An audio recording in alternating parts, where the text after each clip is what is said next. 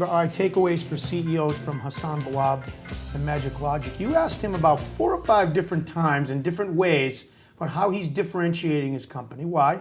Because differentiation is key. We're living in a marketplace where it's going to be it already is crowded, and it's only getting more and more crowded. And the marketplace that he's competing in is really, everyone says they can do the same thing. And so identifying yourself in a way that clearly distinguishes you from the competition and puts them, I always say to people, put everybody else in a box.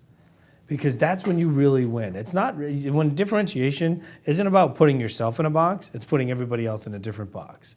Therefore, you're putting yourself in a box. If you can figure out the solution to doing that, you can win. So what has he done? He said, well, I've picked 2 technologies and I've made myself number 1, which means everybody else is not number 1. So now all of a sudden, everybody else, you want to play with them? Go ahead. You want to play with the leader? I'm the leader. That's the way it is. He's identified new marketplaces where he can focus and he can take the company and seize the challenges and figure out how to do it. But differentiation is absolutely key. The other thing that I took away from him, 2 things to me, and this might sound a little corny, very genuine. He's genuine in everything he says. He also understands his strengths. He's a technology guy who's passionate about that. So he built a team around him. He's now, as you said, shifting the company, not only globally, staying on top of what's up technology. And again, back to your point about differentiation. Well, a lot of people are trying to do that. A lot of people are trying to go mobile. But he believes it from within. He's preaching it to his people, and he's demonstrating success to his clients. Well, and you said the word passion. Everybody's passionate about something. If you're not, that's a bigger issue. And identifying what you're passionate about and then bringing that passion to the organization is key. So he's passionate about technology, what's new, what's different, what's hot, what's not.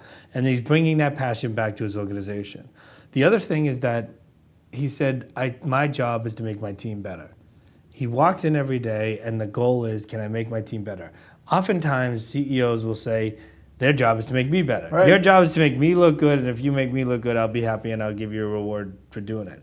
If you flip the model and you think, if I can make you better, that makes me better. It's a different way of thinking. And if you can put that hat on and put that mentality to work, it's a big difference, it's a big change. I always go back to this saying, and I have it written in my office, the strength of the wolf is in the pack, and the strength of the pack is in the wolf.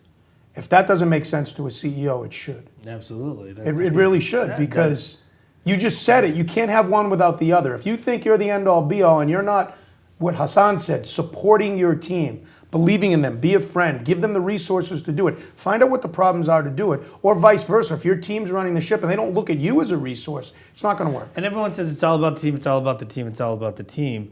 But understand, your job is to make the team successful. That's the difference. That's the key.